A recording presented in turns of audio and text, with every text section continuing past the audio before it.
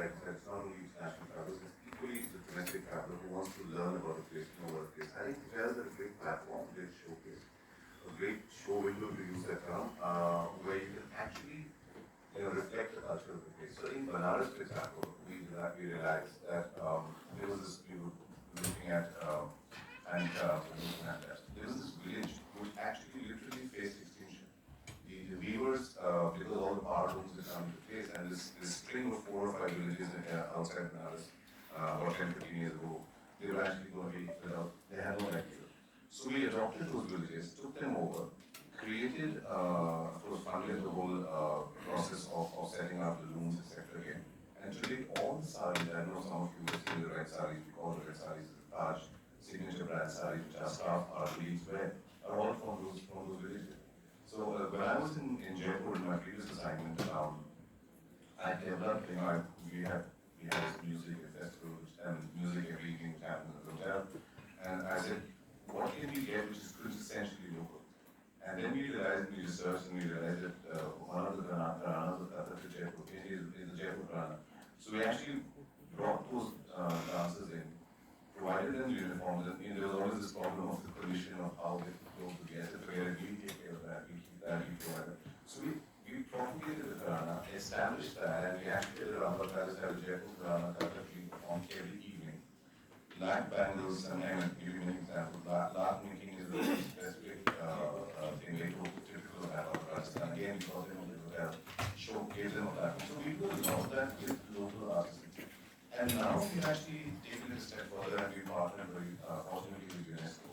We've actually developed 10 heritage, if I may use the word tour, itineraries, which showcase India's heritage in that destination. So you're not just going to come and stay in a hotel, you're actually going to go and experience people in their environment.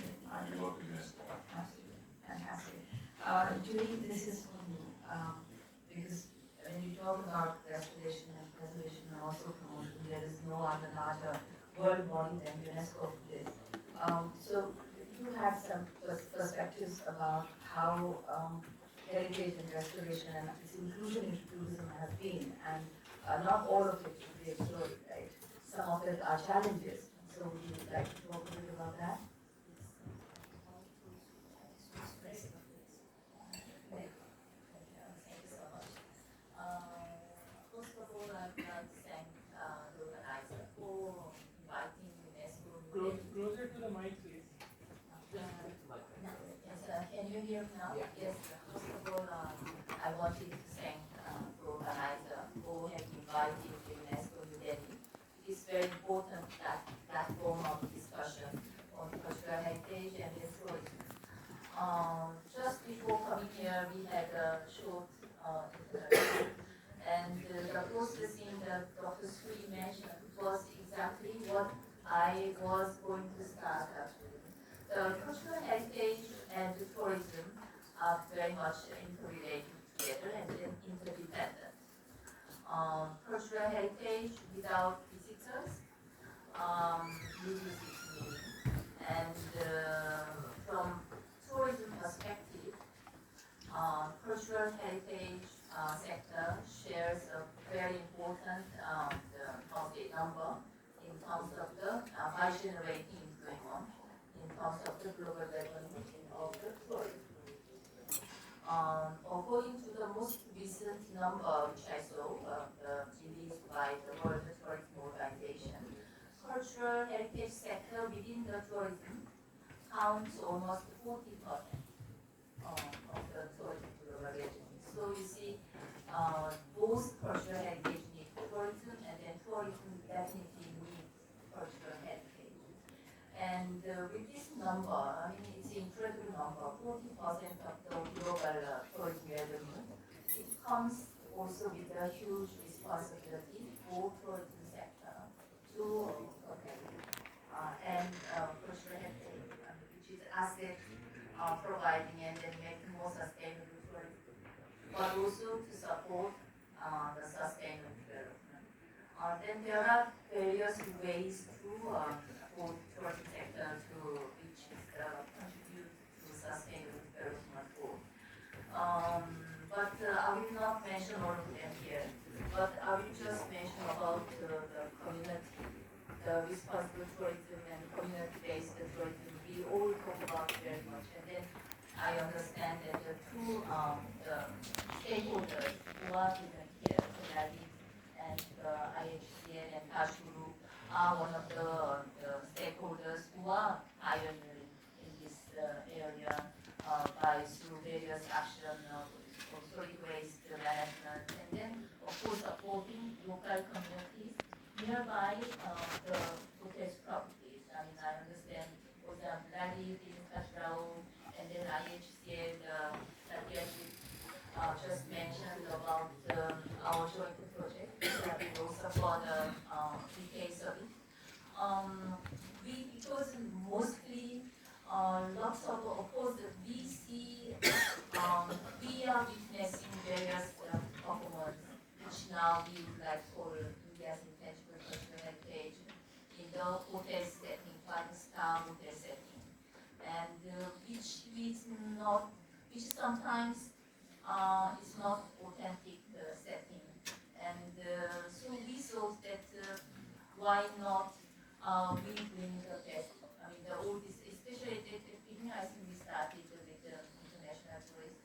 And then because knowing village in India, and then experiencing authentic setting village, and then see them working, living, performing, can definitely create authentic experience. And so we partner with IHG to create such itineraries. And of course, these itineraries, you cannot just bring the visitors, not only foreigners, but within Indian visitors, because we have to prepare the community to receive those tourists. So visitors, right, like to use rather the word of visitors or travelers rather than tourists. So this is just to showcase how potential and how the tourism sector can contribute to change the paradigm of the tourism sector, and then also at the end to achieve the sustainable development goal, which shows impact on many areas. No? So I think this is something I wanted to share in this platform. So basically what you're saying is, performing art should be seen in its environment rather than being put out there and being showcased out of context. Is that right? No, I mean, I think mostly even bring the performers and dancers into another setting can also be important. But there are various let's say, they are mainly performed in desert area. So attending and experiencing Pavilia dance in a five-star hotel setting, and then in a desert setting is clearly different experience. And we often talk about, especially for big heritage, we talk about authenticity. In order to become one for one side to become World Heritage Site, authenticity is very important. But of course, for intangible cultural heritage, for that kind of authenticity is not offline. It's already experienced in a different setting. Is already very. I mean, I would be very happy to attend such a performance. But bring those tourists to bring in their natural environment. I think this totally changes the experience. And India has so much potential. So that is the potential we wanted to have with the Yeah, which actually is a great thing because now with the opening up of a lot of small off-grid places, each of the place has a very distinctive cultural heritage in terms of textile, craft traditions, performing art traditions, even cuisine and building traditions. So in fact, we actually took in two places. I was just offline family that is in Goa. We actually decided we worked with a local family, and ironically, the hotel company, the hotel is actually taking these guests out, and we created that experience both in Goa and also in Jaipur, in the old city, and also really with this foreign family. So you actually have experience of going, sitting with the family, dining on their table. So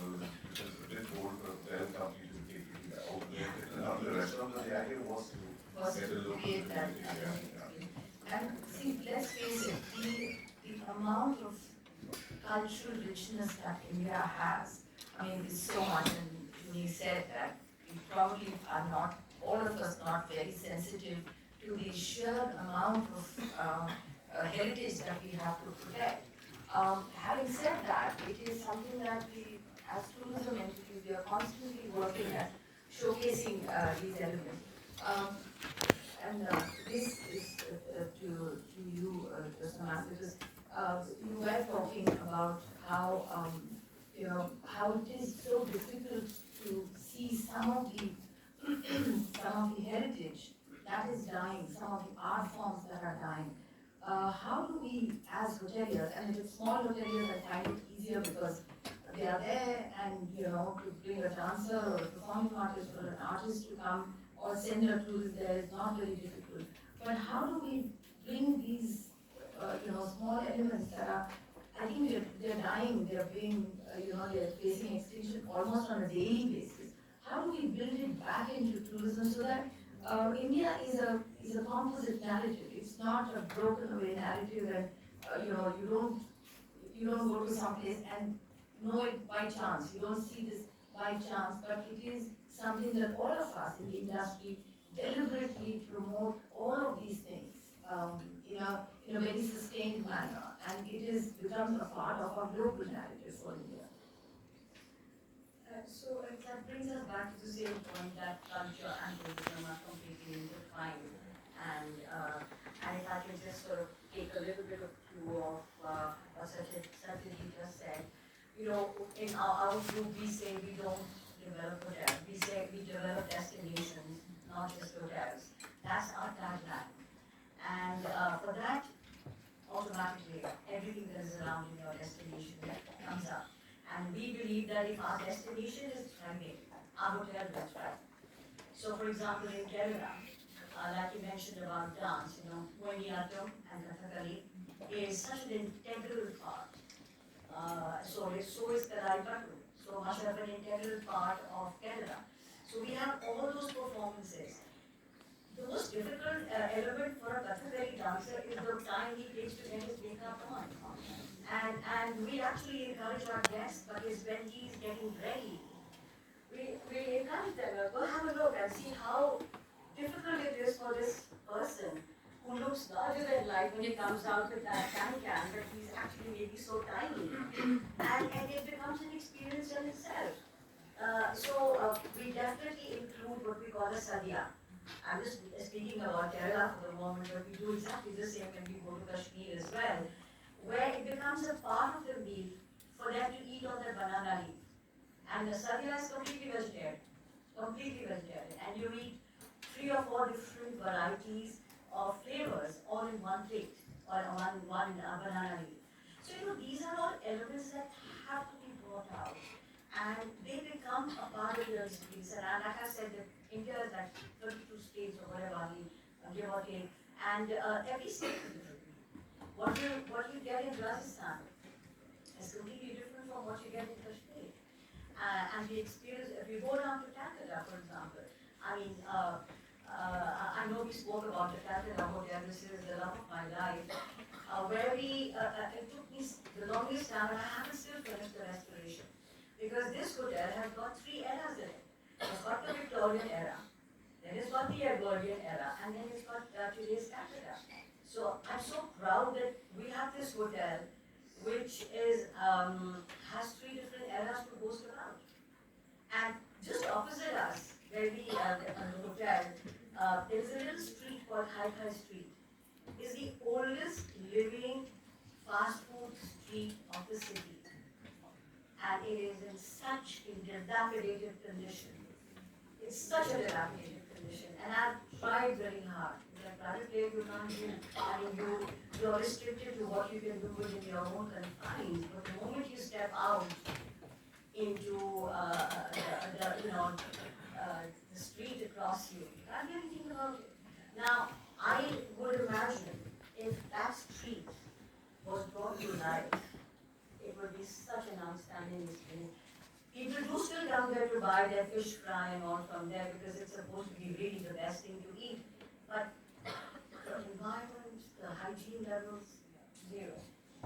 So, yes, I mean, I think there has to be some element of passion, which is required, maybe lacking sometimes in bureaucracy, get lost in bureaucracy, whereby the restoration of a place or the enhancement or the knowledge of the heritage is not there.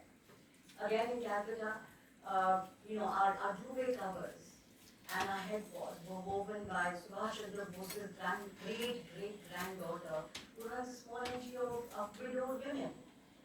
So, like he mentioned, that we try and inculcate this, we actually had them, weave this for us. It cost me an arm and a leg. I mean, I could have done, so much more with that, but it was worth it. It was so well worth it to have that done and it's being used in your hotel. So the passion is required, but we're getting there. I have to say we are getting there. Because even the domestic traveler is beginning to understand this, and I think maybe COVID helped us on that, for sure. Whereby we began to travel within the country, and as a matter of fact, I mean, all us hoteliers can say with a smile that we survived only because of the domestic traveler. So he or she is now beginning to understand the value of going from one state to another. And connectivity, is helping, infrastructure is helping. So I think we're getting there, we're getting there. Absolutely. Thank you so much. One of the things we kind of overlook when we talk about heritage is the spatial heritage. We forget that in a particular area or a particular lane, a particular person sat there. Old Delhi is actually iconic to this. That is why we have various alleys, right? You have the, the Canary Bazaar, you have the Chowli Bazaar. These are iconic names. And when we forget to introduce the relevance of these things in the modern time, we kind of, tourism loses a bit of its servicing. And I know, Vijay, your father, had started a lot of initiatives in the area and continues to do so to promote the spatial heritage of Old Delhi. And I'd really like you to highlight some of it. Thank you, Shona. I would like to start by saying, heritage conservation and when you mix it with cultural heritage and then tourism is a very, very difficult task, and especially when you're bringing out, like you said, we're not bringing out hotels, we're actually bringing out destinations. It requires passion, it requires perseverance, and most importantly, it requires a lot of patience. When my father had, I'll come back to the spatial heritage which we talked about, but when you were talking, I just remembered it.